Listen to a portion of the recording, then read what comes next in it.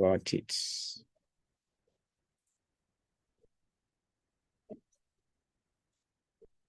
Got it.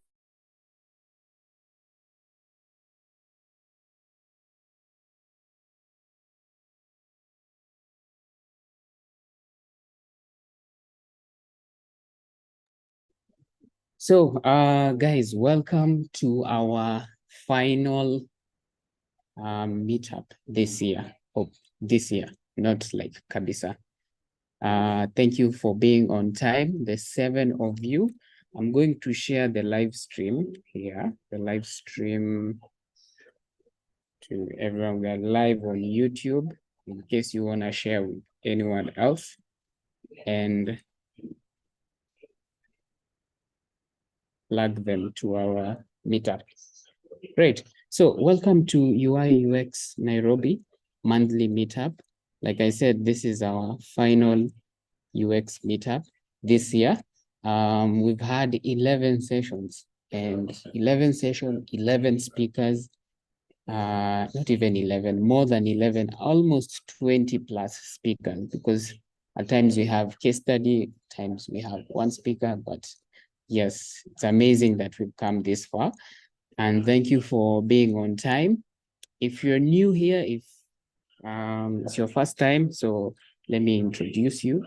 Welcome to UIUX. We do this every month on the 4th week of the month, or the last week of the month on a Tuesday, okay? So we are an online meetup bringing together professional digital product design. So think of this like a mini TED Talk, but for product designers or UX designers. Okay. So let's go on. Now, here's a very important heads up. We are recording as we speak. We are recording this meetup. It's being streamed live on YouTube. And if you feel like you don't want to be recorded, or you're not comfortable with being on YouTube, you're free to opt out. And the best time to do that is right now. You can give as we speak, or you can tell us to remove you from the meetup. But from now on, henceforth, the meeting is being recorded. In fact, it's being live streamed on YouTube. So Lynette, I want to admit you. Great. I hope you guys can see me. Right. So the agenda for today, leo tuna story mob. We're going to do the intro, which I'm doing right now. Then we'll have the speaker.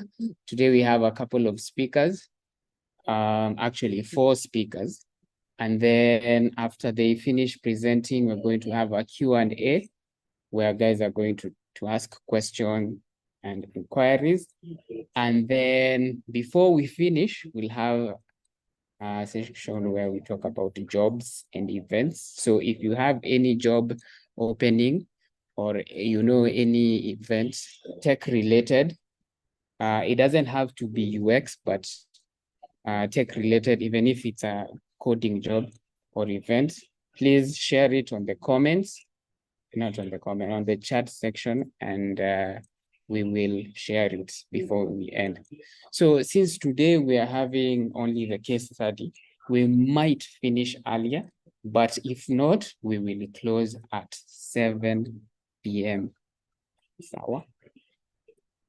So announcement, if you'd like to present, if you'd like to do for us a case study, you can apply. I'll share this link on the chat below. You can also join our newsletter. We usually send out newsletters every month. This month we did it jana, and it had a couple of job openings. So if you're looking for a job, definitely subscribe to our newsletter and other events. If you would also like to suggest a UX topic, we'd be glad to hear that. So write on the chat what you'd like us to discuss. And if you have any job openings or at your workplace you're hiring, or any event, again, leave it on the chat below. So before we start any session, we must have some house rules. So number one is raise your hand if you want to if you want to ask a question, or type it on the chat.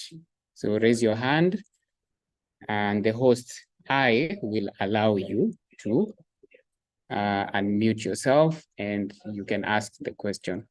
If not, during the presentation when speakers are speaking and Nini, just type your question in the chat box. Remember to use respectful language. So don't offend anyone, do not be offensive, just use common sense. Stay on mute until the moderator unmutes you. Okay, and I think now everyone is on mute by default. So if you get the chance if you are unmuted by mistake, kindly mute yourself, and also keep your video off unless you're a speaker. Keep your questions / comments short and precise to 1 minute. So because we want everyone to participate, so make sure you summarize your question so that everyone else gets a chance and we save time. Great, so stay connected and stay in contact with us. On LinkedIn, we are at UIUX Nairobi Community. Our Twitter is at UIUX Nairobi. Right now is X. By the way, we are 400 followers. So if you haven't followed, please follow. We end the year with 500 followers. Please do that. And then YouTube, as we speak, we are streaming live. It's at UIUX Nairobi, and you can also send us an email at UIUX@gmail.com. Sawa. So that is the end of my introduction. So I'm hoping, I'm seeing guys are streaming in.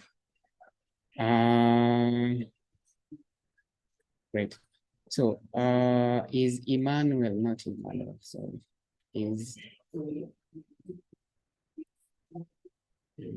great, he's around. So our next guest, let me introduce our next guest. Our next guest did a talk 2 months ago. I think 2 months ago, August was 2 months ago. And he was talking about accessibility and how we can ensure products are accessible. And then he threw out a wild card, like he wanted to see if he could make M-Pesa accessible, M-Pesa app, So me, I just thought it was an idea, but kumbe he was serious. And he went and did it. So he did a couple of trials and research about M-Pesa and accessibility, and he has some findings. So he did a case study. If I will share the case study, by the way, link on the chat. And he and his team are going to present for us their finding. So, ladies and gentlemen, products and UX designers, developers and product manager, give it up for Luyima Hakim. So let me unmute him. I'm sure hawezi nini. Where are you? Unmute and yes. So Mr.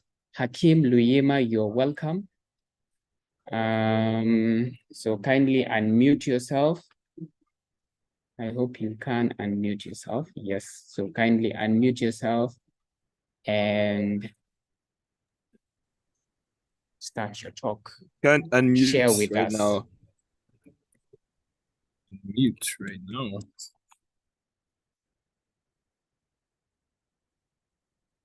Hi everyone. Thank you so much. Oh, okay, now I can. Hi. Yes. Hi Michael. That was a very great introduction. I was actually laughing, towards the end because I was like, wow, this is so much hype. Um, but but I'm so glad to be back. I love the UIUX Nairobi community. Michael and I met in my first time in Nairobi in like 10 years. And yeah, since then, he's kind of made me part of the farm, and I can't wait to share with you our findings on that case study. So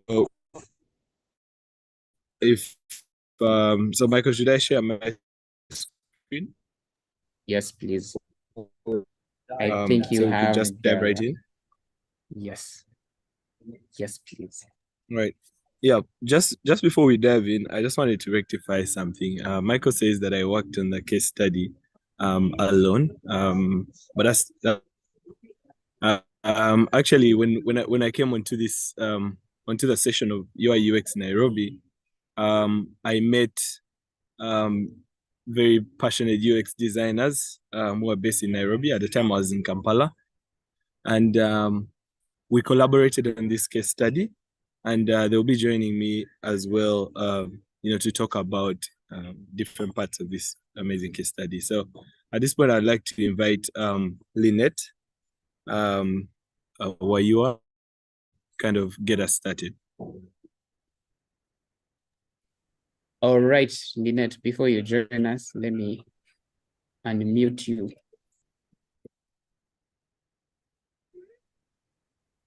Okay, Welcome, hi. Lynette. Okay, thank you. Hi everyone. My name is Lynette Fayua.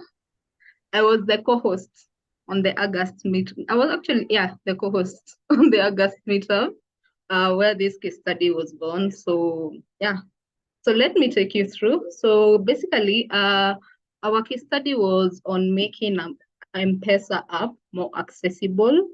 And during that time, M-Pesa app more accessible. And let me introduce my contributors. So it was Hakim, Nora, and Kathy. They're all in this meeting. You'll meet them as we go forward.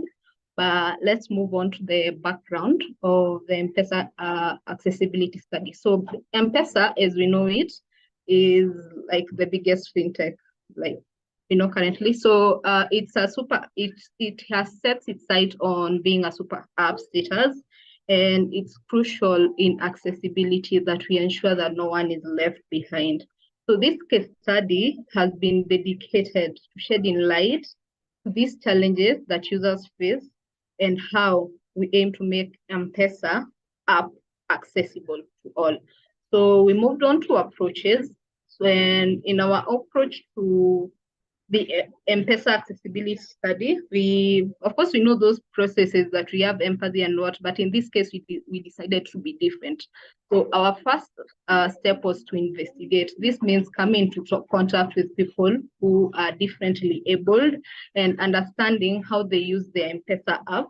Then the next phase, after investigating, we were to move to defining, whereby we would uncover these problems that we found out that the users who are differently abled are using M-Pesa, and define these pain points they have and be able to pinpoint to move on to ideation, whereby we'll be able to help them and recommend solutions in which M-Pesa will be more accessible to them. So we moved on. So the most suitable approach of our case study was a usability study. The reason why we chose a usability study is because we wanted to interact with the users and understand how they interact with the app. Being that our team was made up of people who are not differently abled, we didn't have that insight in that. And then from our usability study, we were able to learn about the unique challenges that differently abled people have, and we were also able to understand how they use these assistive technologies to be able to interact with the M-Pesa app. Having presented that, we'll move on to investigation, which will be presented by Nora. Yeah, thank you. Thank you. Thanks, Let me unmute Nora. Nora, you are ready. Yes, I am. So when it comes to investigate, by the previous slide, we talked about how the approach was. So we had investigate, research, and then ideate. So when it comes to investigate, we settled for usability studies, where we conducted with people with disabilities. So we went on and looked for people. We decided to divide it into to find a participant for each disability. So someone who's visually impaired, auditory impaired, motor, and so on. So we started with someone called Dennis, where Hakim will take us through, just to see how the usability testing went with him. Just a second. Yeah.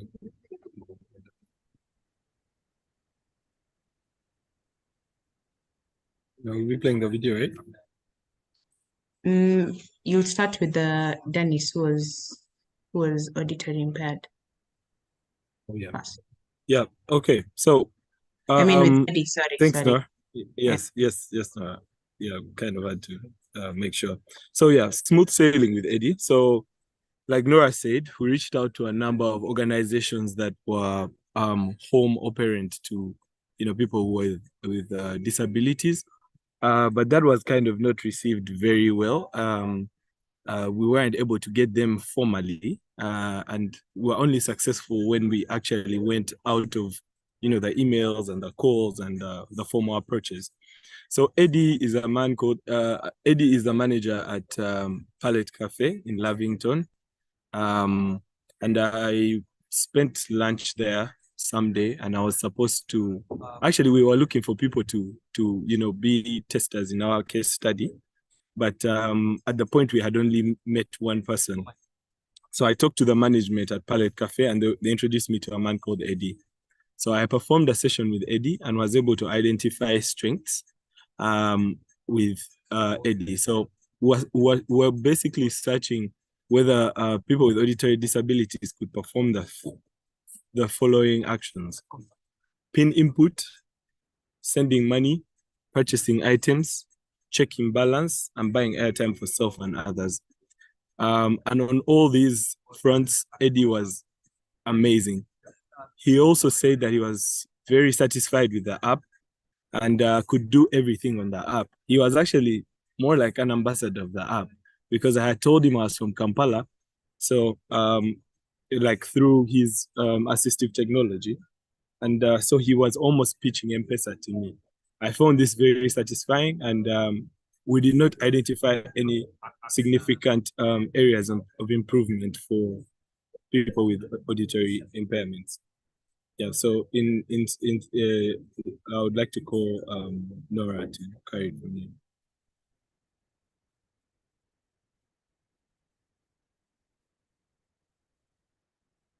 Yep. Nora, are you there? Yeah. You want to talk about Dennis? Yep. Okay. So Dennis is an employee at the National Council of Persons with Disabilities.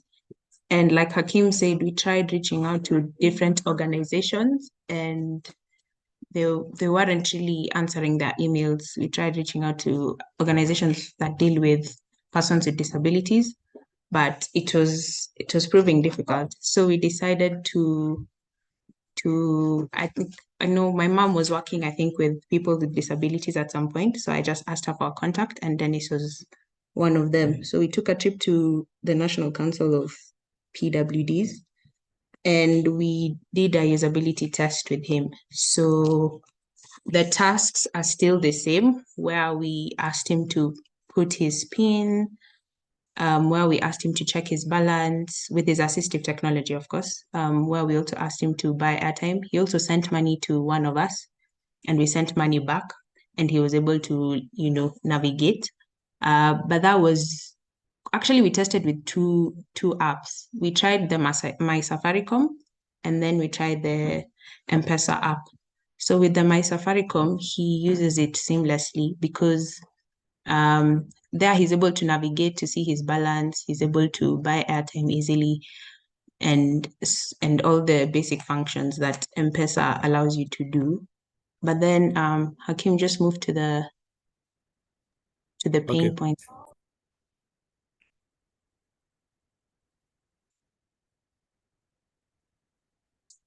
Yeah, just play the video footage. I think it's best if it's seen. Okay.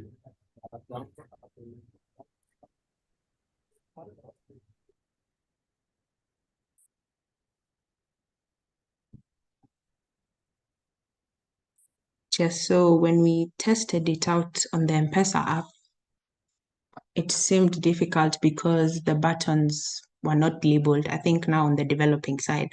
So every time he tries to go through each button, like let's say the send money button on the M-Pesa app, the buy airtime button, it just says label. Like it doesn't tell him what that button is. So he can't really navigate the app.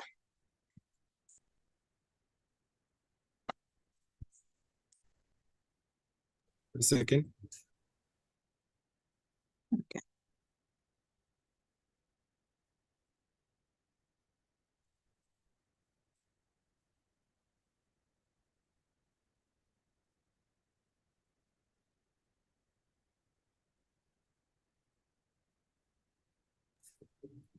Okay. You can share with mine if it's meaning it's acting up. Okay. Is it Sure. possible? Okay. Yeah.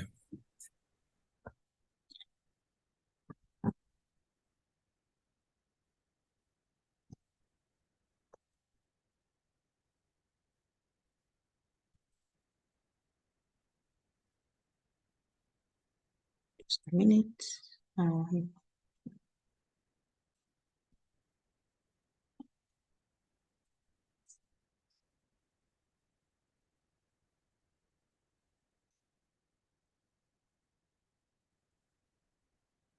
Can you see it now? Can you see my screen actually? Yes. I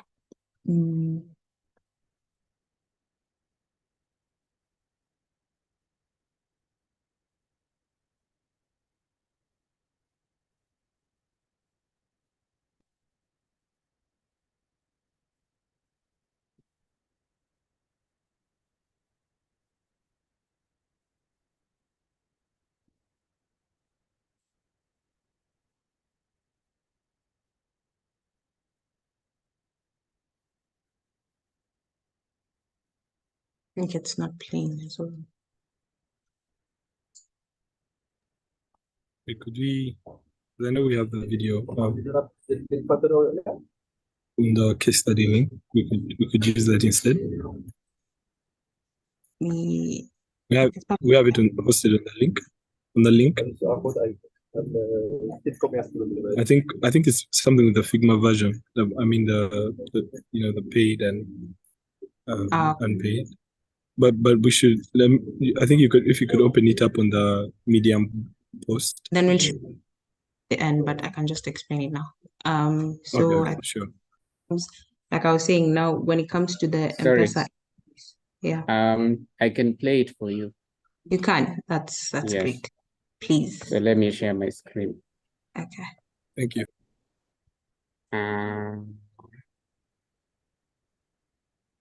Let me go to my screen.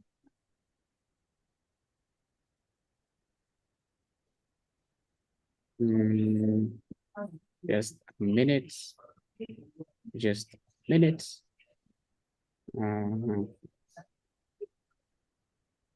Resume. Just a minute. Tell me if you can see. Is this the video? Yeah, that is the video. All right. So let me see if I can. Let me restart.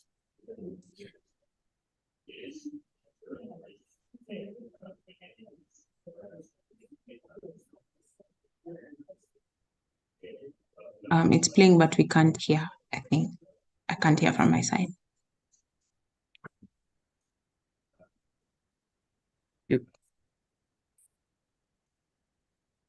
You can't hear? It's audible on my side. Damn, I don't know, but it's playing. I don't know, man. But it's saying button. It's like That's what it's saying. that black outline going through every button just keeps on saying button instead of saying something like send and request, pay, withdraw, airtime. It doesn't say the label of the button. So Dennis couldn't necessarily navigate through this screen. Even when it comes to the advertisements where it's written, you know, you can book your SGR with M-Pesa, it's not really it's not given an alt text, so it just says like a division. It just shows, doesn't really say what that advertisement is talking about. So Dennis can't really tell what's going on in the app, because now with his assistive technology, it sort of voices out what is on the screen. Yeah, the link has been sent on the chat box, so you can just check it out. I think we can go back to the slides. I hope I haven't lost anyone.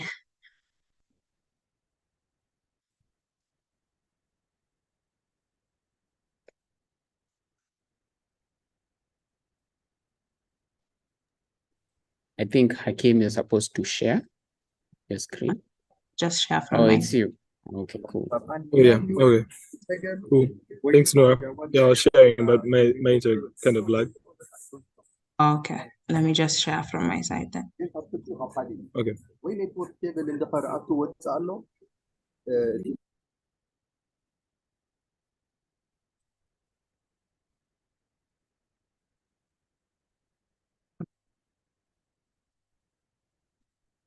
No, can I? I think we both shared. No, it's one person sharing. It's you, Nora, sharing. Yeah, because it's not moving on my side as well. Yeah, no, just a sec. Let me share. Yeah.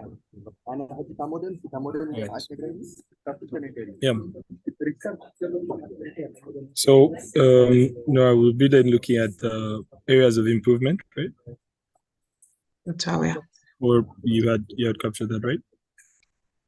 Yeah, so we noticed the areas of improvement is basically just navigating the sections because they couldn't be read by the screen recorder screen reader, and the inaccessibility pop-ups, the inaccessible pop-ups, the ads that I was talking about. So when we came to the definition sector of the approach, we discovered that, mind you, Dennis was an iOS user. So this applies to iOS screen readers. We observed that he struggled navigating some buttons because there was no alternative text on the buttons. And yeah, so he couldn't really do the tasks properly with the M-Pesa app. Next slide.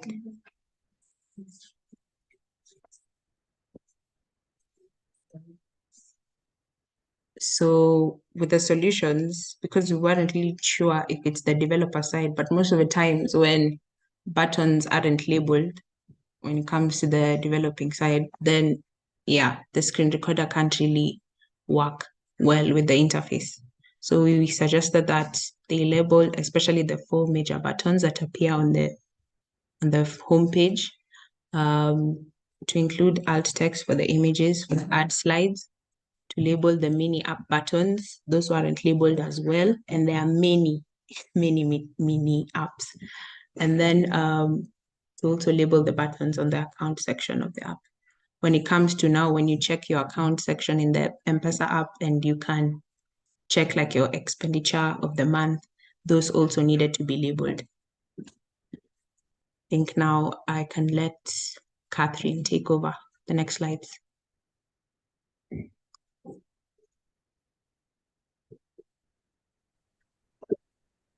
Good evening. My name is Catherine, and I'll be taking you through the measure of success of this case study. So the measure of success in this UX case study can be assessed based on the following criteria. First, the overall impact on the user experience. If the redesign leads to a more inclusive and user-friendly experience for Dennis, Eddie, and generally persons with disabilities, it can be considered a success. The success of the case study also involves documenting the processes, findings, and solutions. Us as a team sharing the knowledge within the design and development community, like we're doing right now, contributes to a broader understanding of accessibility challenges and solutions in the fintech industry. Another measure of success is if the necessary changes are acted on. It will lead to a continuously improving accessible experiences for users with disabilities. And for the M-Pesa app, it can be a start or continuation of a successful long-term approach to accessibility. Also, as a team, we do encourage testing with different technology to identify if the problem persists universally or is it specific to a particular type of technology. For example, Dennis uses VoiceOver by Apple. His experience might be different from another user who uses TalkBack, which is a screen reader by Google. Same case to a person using iOS. They will have a different experience with a person using Android. I think now we can move to what we learned.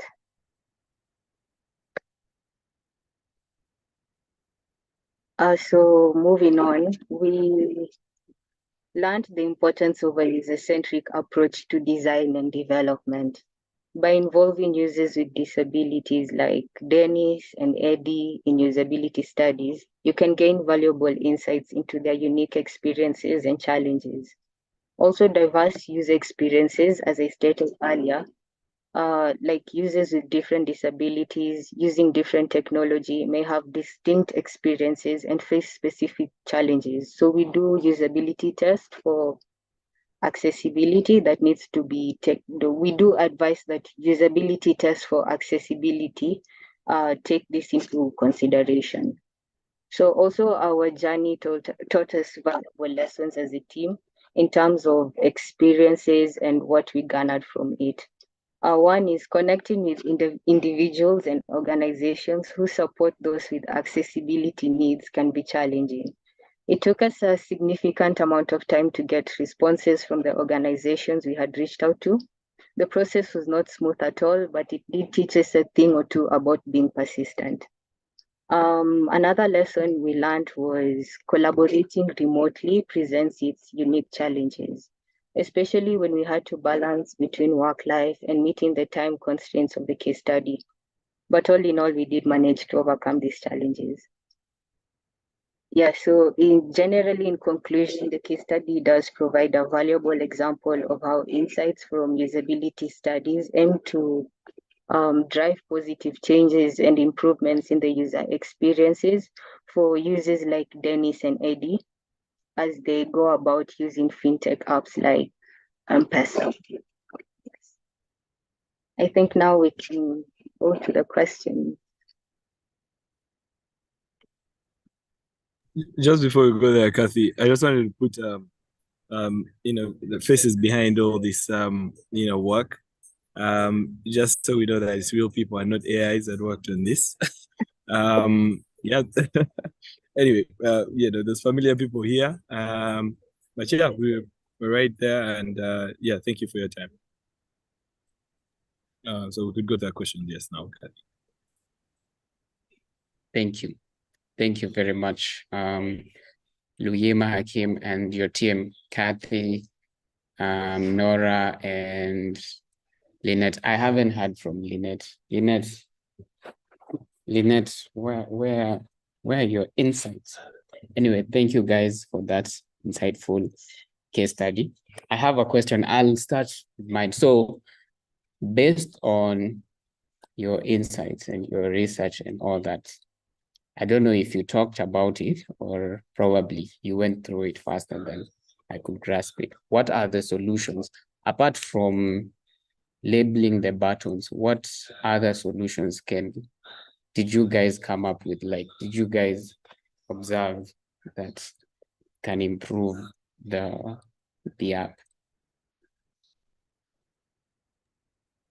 Can I take that question? Sure. Okay, fine. I think when it comes to people with cognitive issues as well, when it comes to the mini apps, like I said, there's so many on the homepage. It is so maybe if someone can also put that, I think, especially on the homepage, put the apps that they use a lot, frequently use, instead of having to go through so many. Okay. Yep. Yep. I think Michael, I could also jump in there. Thanks, Nora. Yeah, so actually, while approaching this case study, the reason why we approached it as investigate first is many times UX designers, we always assume that there's a problem, right? So we didn't want to rush to say that, oh, there's a design problem already. Design screens about things we can change, right? So the approach was, while we were investigating, we actually realized that the technology around, the screen reader technology was very, very, very competent. Like, it was actually much more powerful than I thought it was, because Dennis can basically do everything that I can do on a phone. The same exact thing. He can listen to podcasts. He can, he says his hobbies is like, he said watching documentaries is his hobby. And I was just like, how do you do that, bro? So we realized that the main problem was actually I was so impressed because he literally can do that. How does he watch documentaries? That I can do. Exactly. That's what. Yeah. No, trust me. He even was telling me about breakthrough things in AI, right? And I just said, wow. and so we didn't want to force a design solution, right? So we wanted to take it objectively and really see that it was basically a user experience solution that was just basically hinged on the engineering, right? The way they were making the buttons was making it hard for these people to experience the app. So it was a user experience solution, but not basically, we didn't want to be biased by Figma or the screens, right? So yeah, and that was actually the problem that we found. That was that. Yeah, and the solution was basically labeling. Maybe just more insight into labeling is that maybe we could have labeled the words more intuitively. For example, you know how M-Pesa has that balance eye, the eye that changes balance. I mean, like, hides or shows the balance. So when it creates a blur over the balance, it the label says hide eye, something like that. Or view, like, it's not intuitive enough for them to know that, hey, I now can't see my balance, right? Yeah, that's what I'm saying. So it's like maybe the language even used in labeling could help the screen reader kind of navigate some of these sections. Nice. Yeah, I think Kathy has a hand up. Before Kathy, I also had a question, the second one. Last time I asked, so how do they input the pin? Because I'm assuming if they're using text to speech, then it will read out their pin. So if I make a 1, 2, 3, 4, it will read out 1, 2, 3, 4 in public. So how does that work? Isn't that like a security? I'm sure there's a way they conceal such confidential. Yeah, that I remember. Yeah, you asked that question. So interestingly, with assistive technology, unlike, like, okay, quote unquote normal people, because I don't think anyone's normal, is that we have like single input, right? When I click 1, the device takes 1, right? But for people with visibility issues, it takes a double input, right? So for it to input 1, it has to take, he has to click. So he's going to click like 10 numbers before, in order to get his pin in, right? Because it's more like he has to listen to the number. So it's not very obvious to someone listening what his pin is, because he'll click he'll click 9, and then he'll click 8, and then he'll click 7, but then he'll click 7 again, and then he'll click 6 again, and then he'll click 7, but like then his speed is like 6, 7, 4, 5, right? So I get the angle there. There might actually be room to make that a more private thing, but like it's blurting out these numbers at like rocket speed. So yeah, it's not quite easy to know his speed. From the outside. But I think there's room to explore that. I'm not going to say that it's 100% foolproof, but I think that's an interesting, challenge, right? Yeah. So, presentation 3, you'll do that for us. You'll do that for us. Catherine. Oh, I wanted to add to what Hakim was saying about the question on solution you asked. Okay, so like in the case study, we are not trying to be biased by saying that if the M-Pesa app is not accessible to people who are blind, but we're saying like those certain type of people, but who uses certain type of technology. So a solution in which because of time constraints, you couldn't do usability test on a larger group of people. I can say for future reference, if anyone from M-Pesa is here, you can test the app with different screen readers and also different technology to get from a larger perspective and not just from one user group. Yes. Thank you. Thank you. I think Mbaire is here, so probably amepata hiyo. No, she's not. I thought she joined. Okay, so questions are welcomed. Let me see if there's a question. This is from Anthony. I think Anthony, you can just unmute yourself and ask. Sure. Yeah. So a question here would be, based on what you've learned from this experience, I'm sure it was very enlightening. What are some lessons that you've taken that you will use to help development teams you work with to build for accessibility? And what advice would you give us based on what you've discovered out there on how we can encourage the development teams to build for accessibility? What things can we implement, or suggestions we can give, or things we should be testing when we are being given demos that would help to make sure things are accessible when they roll out? Yeah. So I'm just going to take this. Thanks, Anthony. I think that's a brilliant question. Yeah, I think that's actually the problem at hand. But right now, I think through doing case studies like this might be one vehicle. It's just like before we actually design for accessibility, we kind of have to identify that there's actually a problem, right?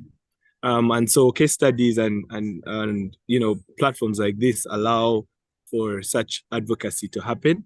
And then I think within organizations, it's just with organizations and the way tech works, we're always pitching internally. It might be because it's very hard for people without accessibility issues to kind of know that there's accessibility issues as well. So we kind of have to pitch for it from we could look at it from a sense of how many such users exist, right?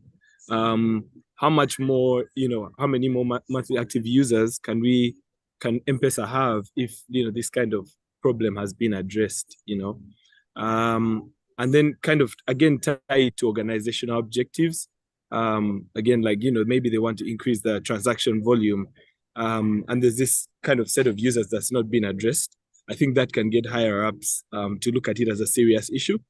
But yes, I think those are the kind of 3-4 ways I think we could advocate for it. But yeah, because in teams where people don't have accessibility issues, it's very easy for us to just develop for quote unquote normal users.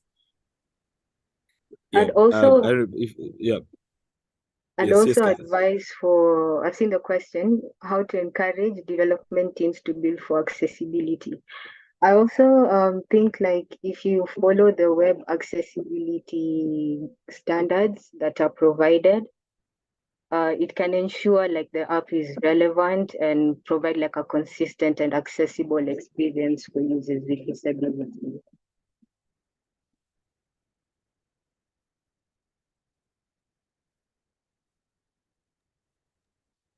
Right. Actually, Thank fun you. fact is the people with disability are like 16% of the population we have all around the world. So when it comes to even economical benefits for the company, where you're saying maybe customer acquisition, I think, yeah, some companies are also losing some potential customers just because they haven't made their apps or their websites accessible.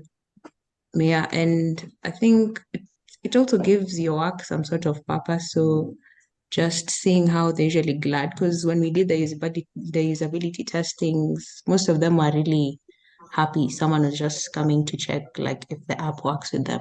So I think we also need to just bring the change. Yeah. Maybe a different question connected to as a follow-up is it seems like it's bad out there. How bad is accessibility for currently? Maybe you have an insight based on the investigation you did. And would it be a pitch maybe for all of us when doing encouraging our development teams and maybe the business to invest in this, that it would actually give them an unfair advantage because other people are actually not doing it. And so if we take up accessibility, then it means that they're going to capture a larger share of that market, since they'll essentially be monopolies. Don't know whether that's a correct line of thinking. Yeah, they could, yeah, they're doing things differently, so that might give them an edge, but not necessarily to become a monopoly. I'm not so sure, because I think Safaricom is already like, there are organizations that are monopolies even without ensuring that the apps are accessible. But yeah, you do increase your customer acquisition, and yeah, you get to reach a larger market because you're now including the people with disabilities. For me, Yeah, I'll say but like, let me just chime in. Just to be clear, M-Pesa is accessible, right? From the research you've done, it's accessible to person living with disabilities. No. No? 50-50. Not with the visually impaired people. You've seen the way it just says button, button, button. Unless he uses my Safaricom app, yes. But when we're talking about the My M-Pesa app, it's not accessible to the people with visual impairments. Interesting. Have you reached out to Safaricom? No, we haven't reached out to Safaricom. We just put the study hoping they'll. Or you did? No, they actually reached out to, under the post when I posted it on LinkedIn. Okay. I think Alex, Mary and everyone kind of rushed to it, and I really loved that the response. Yeah, but I just wanted to chip in again to Anthony's question. He asked how bad is it, right? And I don't think we had captured that. And I'll just say from Dennis' experience, like I know one of the underlying flaws of our case study is the number of tests done, right? It's very much we had a small sample space of testers, so it's very hard to say, oh, it's this bad, oh, it's this good. But from Dennis, he uses iOS. He was like, when we told him to use M-Pesa, he said it doesn't work. Like he said the app doesn't work, and I just said no, it works. Like it's an amazing app. But he's like, he uses my Safaricom app, and for him, M-Pesa just doesn't work. That's what he said. And after putting in his PIN, he basically couldn't do anything after that, right? After putting in his PIN. Yeah, so that was the reality. But again, on whether you can create a monopoly around that, it's like maybe locally, you might be trailblazing it if you're accounting for accessibility. But Dennis, like I said, could use every app on his phone, like everything. Like, and I was very surprised. Everything had factored that in. I think more of the like the westernized apps, as well as of course my Safaricom, which he said he loves very much. Yeah, so I think there's people who've been, yes, so my Safaricom is accessible according to Dennis, but again, like I said, yeah, the sample space of testers was relatively small, so it's hard for us to say yes, but according to Dennis, yes, it is. Great. Thank you, Hakim. Thank you, Catherine. Is there anyone else with a question? If you have a question, please raise your hand, or you can write it on the chat. If not, then we can wrap it right here. I just wanted to add, I don't know if it's Nora or Catherine who said, if you use the basic HTML structure, and it's actually true. HTML is made to be accessible. So if you use the HTML tags, let's say use the paragraph, the H tag, the heading tag, H1, H2, H3, and paragraph and all that. If you use them when you're building a website, let's say use the paragraph tag, the screen reader will read it as a paragraph tag. And then if you use the heading tag, let's say H1, it will read it as the heading tag. So it's easier for person living with disability. So if you mix up, then it will also be a mix up. So if you use the proper HTML, HTML is designed to be accessible. Okay, I think there's a question. Yes, I did. All right, no, not a question. So unless there's anyone who wanted to add anything, you have a minute, you can chip in. If not, then I'm going to jump to our next section, our final, which is concluding. From the chat, from participants, no one. Cool. So thank you guys for this meetup. Thank you, Hakim. Thank you, Catherine. Thank you, Nora. Thank you, Lynette, at the background for such an insightful case study and doing your research. This is one of those rare case studies we have. I don't think we've had an accessibility case study before. No, we haven't. So this was interesting, apart from the presentation you did last time. And it's definitely an encouragement for us to be more accessible when we're designing. It's easy to forget, sometimes at a mimi, I struggle with, let's say when I'm posting something on Twitter, I forget to add the alt tags or the images. And even sometimes when I'm designing, sometimes I like the color and it's faded, so we'll put accessibility in consideration. Now, this is our final meetup this year. So we won't have the December session. Fortunately or unfortunately, so we are taking a break, a 1-month break. So this is our final one, and it's good we are finishing on a high note.